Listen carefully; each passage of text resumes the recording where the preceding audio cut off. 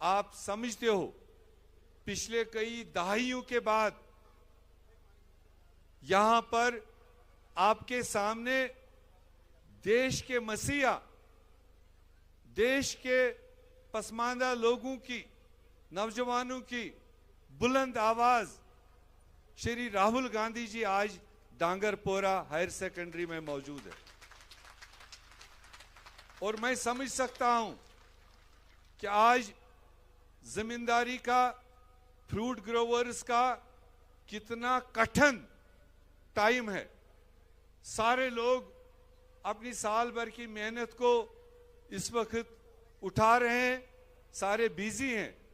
उसके बावजूद जो हजारों की तादाद में यहां पर सोपोर कॉन्स्टिट्यूएंसी से और डांगरपोरा से जो आप हजारों की तादाद में बुजुर्ग नौजवान बहनें यहां पर मौजूद है, मैं आपका भी आपकी इस खुशामदी के लिए, राहुल जी के बात को सुनने के लिए आए आप। ये आपका प्यार दर्शाता है, ये आपकी इच्छा दर्शाती है कि हमारा अगर नेशनल लेवल पर लीडर है तो राहुल गांधी जी है। तो इसलिए मैं न ज्यादा बोलते हुए खाली गुजारिश करूंगा, ये चुनाव है, 2014 में चुनाव हुआ है असेंबली का, और उसके बाद 2024 में ये चुनाव हो रहा है। ये 10 साल चुनाव क्यों नहीं हुआ? हमें अपने नुमाइंदे चुनने का मौका क्यों नहीं मिला? हमें हमारी असेंबली बनाने का मौका क्यों नहीं दिया गया? जब पूरे हिंदुस्तान में हर स्टेट को 5-5 साल के बाद चुनाव मिलता है, तो हमें 10 साल इससे दूर क्यों रखा गया? आप इसमें खुद समझ सकते हो। आज भी ये चुनाव नहीं मिलता, आज भी आपको हाजी अब्दुल रशीद डार साहब को 2 नंबर के निशान पर बटन दबाने का मौका नहीं मिलता। ये मेहरबानी सुप्रीम कोर्ट चीफ जस्टिस अपने तरीके से और हमारे माननीय लीडर इंडिया अलायंस और इंडिया अलायंस के हमारे leader of opposition Rahul Gandhi ji की मेहरबानी से आज आपका ये चुनाव आपको मिल रहा है। जब हाल ही में इसी साल का बजट मोदी सरकार सोपोर में क्या बनना चाहिए, डांगरपुर में क्या बनना चाहिए, वगूरा क्रीरी के लोगों की क्या जरूरत है, बारामुल्ला के लोगों की क्या जरूरत है, लंगेट के लोगों की क्या जरूरत है और बांडीपोरा के लोगों की क्या जरूरत है, ये ज्यादा बेहतर आपके नुमाइंदे बता सकते हैं या मद्रास या कलकत्ता का एमपी बता सकता है। और उस बजट के बहस में राहुल गांधी जी ने देश के प्रधानमंत्री को सुनाया, कहा ये शर्म की बात है, ये बजट सोपोर के लोग तय करने चाहिए थे, ये बजट वगूरा क्रीरी के लोग, कश्मीर के अंदर रहने वाले लोग, ये वो तय करते कि हम इस सरकारी पैसे का कैसे इस्तेमाल करें, किसको पुल चाहिए, किसको स्कूल चाहिए, किसको सड़क चाहिए, किसको क्या चाहिए, ये जम्मू कश्मीर के लोग तय करने चाहिए थे। मगर शर्म की बात है कि ये जम्मू कश्मीर के लोग ये बजट नहीं डिस्कस कर रहे हैं, ये देश के पार्लियामेंट में ये बजट ने उनको वहां तंबे किया। तो नरेंद्र मोदी भाजपा सरकार मजबूर हो गई कि अगले 4 महीने के अंदर अंदर आपको ये चुनाव कराने का फैसला लिया। अब फर्ज आपका है। मेरे एक साथी ये भी बता रहे थे, ये चुनाव में 2 ही खेमे हैं आपके सामने, 2 ही दरवाजे हैं। एक दरवाजा है नरेंद्र मोदी का, जुल्म का, और उनके पैदा किए हुए प्यादे, जो उन्होंने जमातें पैदा की यहां पर, जो उन्हें इंडिविजुअल मैदान में उतारे, वो सारे के सारे नरेंद्र मोदी से कनेक्शन रखते हैं, उनके पैदा किए हुए।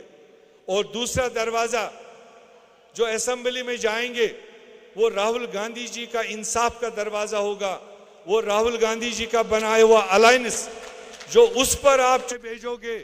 आपने तय करना है कि इसी चुनाव के जरिए हमने भाजपा, जनसंघ, आरएसएस के लोगों को जम्मू कश्मीर से लखीमपुर से बाहर खदेड़ना है या उनको 5 साल आपने हुकूमत देनी है। उनकी कोशिश है, वो डायरेक्ट यहां सोपोर में कंवल फूल पर वोट नहीं मांगने आ रहे हैं।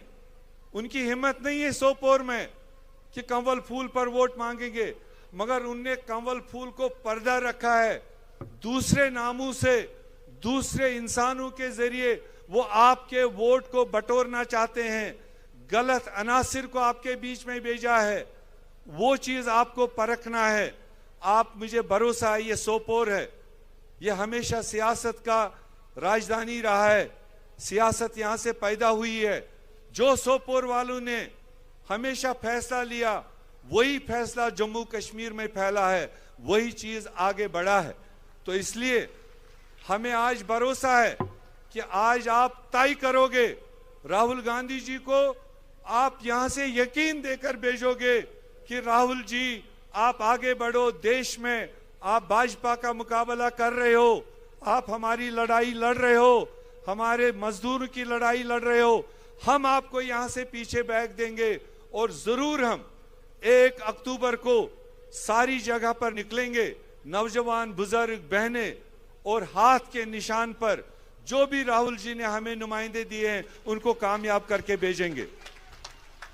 हम आपको एश्योर करते हैं कि जैसे ही हमारी अलायंस की असेंबली में मेजॉरिटी आप बना के भेजोगे, ये राहुल जी ने हमें ड्यूटी दी है, इसीलिए मैदान में भेजा है कि जैसे आप लोग हमें मेजॉरिटी दोगे।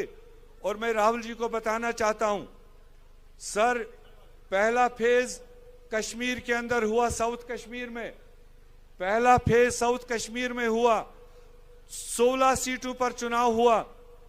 लिख के रख लो, 16 सीटों में 1 सीट भी साउथ कश्मीर के लोगों ने भाजपा या उनके प्यादों को नहीं दिया है।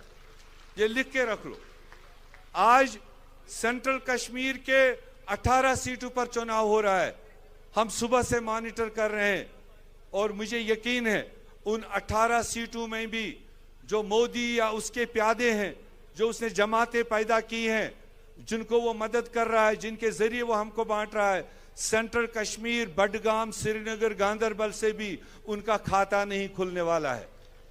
अब बारी आएगी 1 तारीख को नॉर्थ कश्मीर, बांडीपोरा के 3 सीटें, बारामुल्ला के 7 सीटें और कुपवारा के 5 सीटें।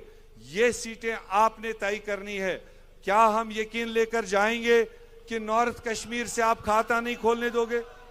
ये यकीन है, जोरदार हाथ खड़ा करके हमें बता दो कि आप किसी भी मोदी या उनके प्यादों को वोट नहीं करोगे। हम यकीन लेकर जाएंगे, राहुल जी को यकीन देंगे। राहुल जी, आप यकीन कीजिए, ये जो लोग कहते हैं करके दिखाते हैं, और इन्होंने हमेशा करके दिखाया।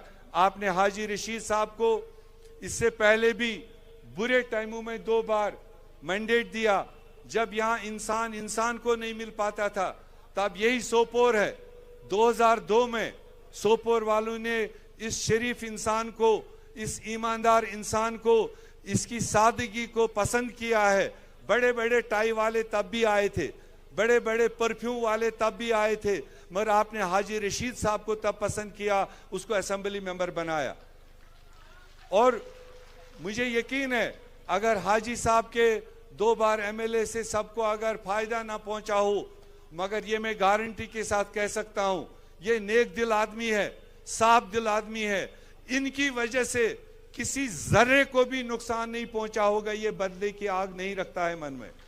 इसने सबको यकसान चलाया, जिसने वोट दिए उसको भी साथ चलाया, जिसने वोट नहीं भी दिए होंगे उनकी भी बात को सुना, उनके भी काम को आगे बढ़ाया। आज तीसरी बार ये आपके बीच में है। कई सारे अटैची वाले यहां घूम रहे हैं, कई सारे कांग्रेस का खा पी कर कांग्रेस को धोखा करने वाले यहां घूम रहे हैं, कई सारे अलग अलग नाम के लोग घूम रहे हैं। इसलिए आप परखोगे, आप समझोगे, और आप हर हालत में सोपोर से बड़ी तादाद वोटों का लेकर हाजी अब्दुल रशीद साहब को यहां से जिता के भेजोगे।